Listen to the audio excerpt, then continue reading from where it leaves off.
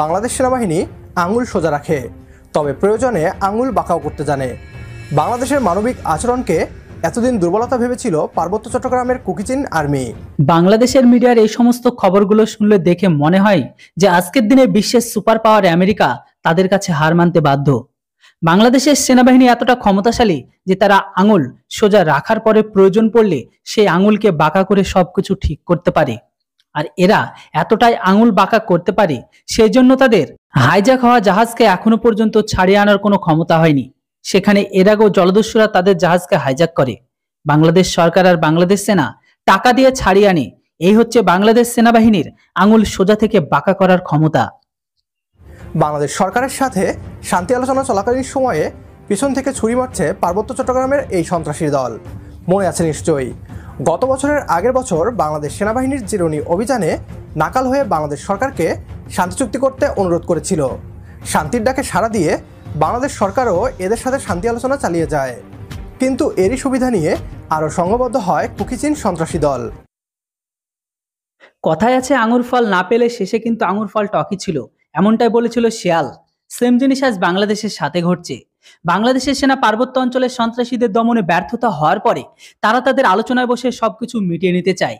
আপনাদের নিশ্চয়ই মনে আছে, গত বছর পার্বত্য অঞ্চলে এই সমস্ত সন্ত্রাসীরা বাংলাদেশের সেনার উপর এতটা ভারী পড়েছিল, সেটাকে দেখে বাংলাদেশ সেনাবাহিনী তাদের উপর কারবাই করতে যায়। কারবাই করতে গিয়ে বাংলাদেশের সেনাবাহিনীর উপর ভারী পড়ে সেই সমস্ত সন্ত্রাসী দল। কিছু সন্ত্রাসীকে বাংলাদেশ সেনাবাহিনী মারার পরে সেই সমস্ত সন্ত্রাসীগুলো পাগল হয়ে গিয়ে বাংলাদেশের সেনার উপর রিটেলিয়েশন করে। আর সেই রিটেলিয়েশনে এমন অবস্থা করেছিল বাংলাদেশি সেনা সরকারের, তারা বাধ্য হয়ে সেই সমস্ত সন্ত্রাসীদের সাথে নিয়ে বাংলাদেশের টেবিলে বসে শান্তি চুক্তি করে। কিন্তু তারা শান্তি চুক্তি করলেও যে সমস্ত সন্ত্রাসীরা একদম চুপচাপ বসে থাকেনি। এই সমস্ত সন্ত্রাসীরা চট্টগ্রামকে পুরো নিজেদের স্বাধীন করে নিজেদের কন্ট্রোলে নিতে চায়।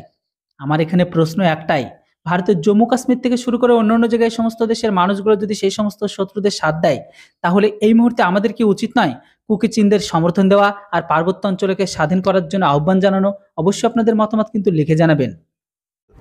পার্বত্য চট্টগ্রামকে স্বাধীন করতে বাংলাদেশের বুকে আরও একবার হামলা চালায় তারা। পুরো পার্বত্য চট্টগ্রামের নিয়ন্ত্রণ চায় তারা। যেভাবে মিয়ানমারের বিচ্ছিন্নতাবাদী গোষ্ঠীরা দখল করছে মিয়ানমারের বিভিন্ন প্রদেশ, একইভাবে বাংলাদেশের পার্বত্য চট্টগ্রামের দখল চায় তারা। এটা যে বাংলাদেশ, মিয়ানমার নয়, এই কথাটি বোঝাতেই মাঠে নেমেছে বাংলাদেশ সেনাবাহিনী। কিভাবে ড্রোন থেকে শুরু করে বাংলাদেশের হাতে থাকা সর্বাধুনিক সব অস্ত্র নিয়ে এবার কুকিচিন সন্ত্রাসীদের বাংলার ইতিহাস থেকে মুছে ফেলতে চলছে বাংলাদেশ আর্মি। কেন এই সন্ত্রাসীদের সাথে আর শান্তি আলোচনা নয়, এবার শেখ থেকে উপড়ে ফেলার মিশনে বাংলাদেশ সরকার। তো অবশেষে এখন এদেরকে কাউন্টার করবার জন্য মাঠে নেমেছে বাংলাদেশের সেনা। অতীব সামান্য কুকিচিনদের সাথে লড়াইয়ের জন্য বাংলাদেশের সেনা থেকে শুরু করে তাদের ভান্ডারে থাকা অত্যাধুনিক অস্ত্র, মানে তাদের কাছে বা স্টকে যতটা অত্যাধুনিক জিনিসপত্র আছে সবকিছু লাগিয়ে দিচ্ছে। বাংলাদেশ সেনাবাহিনী চেষ্টা করছে যেন কোনো প্রকারকে এদেরকে ঠান্ডা করে সবকিছু যেন দফা রফা শেষ করা যায়। বন্ধুরা চলুন বলে দিই বাংলাদেশের সেনা কিভাবে সবকিছু ঠান্ডা করতে চাই। সবকিছু আপনাদের বলবো আজকের এই ভিডিওটিতে, তাই ভিডিওটিকে শেষ পর্যন্ত দেখুন। আর চ্যানেলটিতে নতুন হলে এমন কাউন্টার ভিডিও দেখবার জন্য অবশ্যই সাবস্ক্রাইব করে রাখুন। সন্ত্রাসী দমনে বাংলাদেশ সেনাবাহিনীর সুনাম বিশ্বজুড়ে। আফ্রিকার বিভিন্ন দেশগুলোতে বাংলাদেশ সেনাবাহিনী শান্তি প্রতিষ্ঠায় বেশ রেকর্ডের পর রেকর্ড গড়েছে। জাতিসংঘ শান্তি মিশনের বিভিন্ন রিপোর্টে বারবার উঠে আসে বাংলাদেশ সেনাবাহিনীর সাফল্যের কথা। বিদেশেই যেখানে বাংলাদেশ সেনাবাহিনী এত সাফল্য দেখাতে পেরেছে, দেশের জন্য তো জান লাগিয়ে দিবে তা সহজেই অনুমেয়। তাই পার্বত্য চট্টগ্রামের শান্তি প্রতিষ্ঠায় বাংলাদেশ সেনাবাহিনীকে মাঠে নামিয়েছে সরকার। বাংলাদেশ সেনাবাহিনীর আন্তর্জাতিকভাবে একটা সুনাম রয়েছে। বাংলাদেশ সেনাবাহিনী পৃথিবীর বিভিন্ন দেশের রক্ত না ঝরিয়েও শান্তি প্রতিষ্ঠা করে ফেলেছে। প্রশ্ন যখন আসে দেশের, তখনও বাংলাদেশ সেনাবাহিনী সবসময়ই চেয়েছে আলোচনার মাধ্যমে কিংবা গণপ্রজাতন্ত্রী বাংলাদেশ সরকারের সাথে শান্তি চুক্তির মাধ্যমে সমাধান হোক। বাংলাদেশ সেনাবাহিনীর এই মানবিকতাকে দুর্বলতা ভেবে মাথায় উঠে গিয়েছে কুকিচিন সন্ত্রাসী দল। বাংলাদেশ সেনাবাহিনী যে প্রয়োজনে আঙুল বাঁকাও করতে পারে তা গত 2022 সালের চিরুনি অভিযানের মাধ্যমে ট্রেইলার দেখিয়েছিল। এবার পুরো পিকচার দেখাতে মাঠে নেমে গিয়েছে সেনাবাহিনীর দল।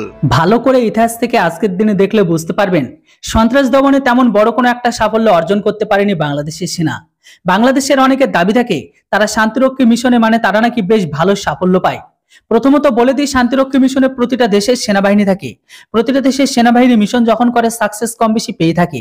তবে এখানে মজাদার বিষয় এটাই, বাংলাদেশের আজকালকার দিনে পয়সার অভাবের কারণে বাংলাদেশের সেনাবাহিনী একটা বড় পরিমাণে সেখানে কর্মরত, অর্থাৎ পয়সা কামানোর জন্য তাদের কিন্তু ওই মিশনে পাঠানো হয়। যেমনটা পাকিস্তান পাঠায় এক্স্যাক্টলি ভাবে সেম তারাও বাংলাদেশেও। কিন্তু আজকালকার দিনে এই সমস্ত বাংলাদেশের সেনাবাহিনী শান্তি মিশনে কাজ করে, সেখানকার পরিবেশ আর বাংলাদেশের চট্টগ্রাম পর্বতের পরিবেশ কখনোই এক নয়। তাছাড়া শান্তি মিশনে যে সমস্ত অস্ত্রশস্ত্র সাধারণ মানুষজন থাকে বা সেনা থাকে, সেই রকম অস্ত্রশস্ত্র সাজ সরঞ্জাম আজকালকার দিনে বাংলাদেশের কাছে নেই। শুধুমাত্র বাংলাদেশের সেনাবাহিনী কাজ করে না, আর এখানে অনেক দেশের সেনাবাহিনী কাজ করে। যখন কোনো মিশন বা মিশনটি কমপ্লিট হয়ে যায়, এই ক্রেডিটটা নিতে চায় শুধুমাত্র বাংলাদেশিরা। যাই হোক, এখন সেই ক্রেডিট ভেবে এখন যদি তারা ভাবে পার্বত্য অঞ্চলেও তারা লড়ে এই মিশনে জয়ী হবে, তাহলে তাদের একটু বোঝাতে ভুল আছে। কেননা এরকম টাইপের গেরিলা ওয়ারফেয়ারের যুদ্ধে বিশেষ কোনো অভিজ্ঞতা প্রাপ্ত নেই এই সমস্ত বাংলাদেশি সেনার কাছে। এই জন্য বাংলাদেশের সেনাবাহিনী থেকে শুরু করে নেভি পর্যন্ত প্রতি বছর কম বেশি ট্রেনিং শিখতে আসে ভারতের কাছে। তাই বাংলাদেশের সেনাবাহিনী একরকম মিশন করার জন্য বিশেষ কোনো অভিজ্ঞতা নেই। তাই যত সহজে বলা হচ্ছে পার্বত্য অঞ্চলে কুকিচিন্দা হারিয়ে দেবো, ততটা সহজ বিষয় নয়। এই সমস্ত বাংলাদেশিগুলো ভাবে শান্তি মিশনে গিয়ে বাংলাদেশের সাফল্য পেলেও তো সেখানে শুধু বাংলাদেশের সেনা থাকে না, আরো অনেক দেশের সেনা মিলে সেই সমস্ত মিশনগুলোকে করে। তাই কখনো দুটো জিনিসকে মানে বগলের চুল আর কাশ্মীর উলকে কখনোই এক করবেন না আপনারা। সেনাবাহিনী প্রধান জেনারেল এস.এম. শফিউদ্দিন আহমেদ বলেছেন, শান্তি আলোচনার আড়ালে কুকিচিন ন্যাশনাল ফ্রন্ট সন্ত্রাসী কর্মকাণ্ডে জড়িয়েছে, তারা তাদের উদ্দেশ্য জাহির করে ফেলেছে। সেনাপ্রধান আরও বলেন, গত শনিবার রাতে কিছু সন্ত্রাসীকে ধরতে সক্ষম হয়েছে বাংলাদেশ আইনশৃঙ্খলা বাহিনী। কিছু অস্ত্র উদ্ধার করা হয়েছে। একটা প্রক্রিয়া শুরু হয়েছে। বান্দরবানে পরিস্থিতি নিয়ন্ত্রণে সক্ষম সেনাবাহিনী। শফিউদ্দিন আহমেদ আরও জানান, দৃশ্যমান কিছু কার্যক্রম আপনারা দেখতে পাবেন, এর ফল আপনারা সময় মতো পাবেন। আমি আপনাদের মাধ্যমে নিশ্চিত করতে চাই, আমার কাছে প্রধানমন্ত্রীর নির্দেশনা খুবই পরিষ্কার। বাংলাদেশের জনগণের শান্তির জন্য, বাংলাদেশের সার্বভৌমত্বের জন্য যা করণীয়, প্রধানমন্ত্রী করা নির্দেশ সেটাই করতে হবে। সেটা বাস্তবায়নে আমরা সক্ষম হব বলে দৃঢ়ভাবে বিশ্বাস করি। প্রশ্ন যখন বাংলাদেশের স্বাধীনতা এবং সার্বভৌমত্বের, এখানে মানবাধিকার কিংবা মানবিকতার কোনো স্থান নেই। এর আগে কুকিচিন আর্মিরা মিয়ানমার এবং ভারতে পালিয়ে গিয়ে বেঁচে গিয়েছিল। এবার আর সেই সুযোগ দিচ্ছে না বাংলাদেশ। ড্রোনের মাধ্যমে এদের খুঁজে বের করে খতম করে দেয়া হচ্ছে। বাংলাদেশের সেনাবাহিনী 2022 সালে যদি তারা ট্রায়ালি দেখায়, তাহলে কেন এখনো আবার এই সমস্ত কুকিচিনরা পিকচার দেখতে চলে এসেছে বা এসে গেল? তাহলে কি বাংলাদেশের সেনাবাহিনীর সেই ট্রেলার ঠিকঠাক ছিল না? চুক্তি করে কিভাবে তারা আবারও বাংলাদেশের উপর ভারী পড়ে যাচ্ছে এখন? আসলে মেন মুদ্রা এটাই, বাংলাদেশের সেনাবাহিনীর কাছে এতটা ক্যাপাবিলিটি নেই যে তারা সরাসরি কুকিচিনদের সাথে লড়াই করে তাদেরকে হারিয়ে দেয় বা একেবারে শেষ করে দিতে পারে। তাই যে সমস্ত মিডিয়াগুলো বা তাদের জনসাধারণ বা আবেগপ্রেমী মানুষগুলোকে বোঝানো হচ্ছে এই সমস্ত কথাবার্তা বলে, তাদেরকে এইটুকু বুঝিয়ে দিন যে তাদের যদি এতটাই ক্ষমতা নাই থাকতো, তাহলে কখনো আবারও লড়াই করার জন্য আবারও তারা নিচে নেমে আসতো না বা সেনার সাথে লড়তো না। দেখার বাকি এটাই, বাংলাদেশের সেনাবাহিনী এখানে কতটা সাফল্য অর্জন করতে পারে। বন্ধুরা, এর উপর আপনাদের কি মতামত সেটি অবশ্যই কমেন্ট বক্সে লিখে জানান। এমন টাইপের কাউন্টার ভিডিও দেখবার জন্য অবশ্যই চ্যানেলটিকে সাবস্ক্রাইব করুন। Thanks for watching. জয় হিন্দ, বন্দে মাতরম।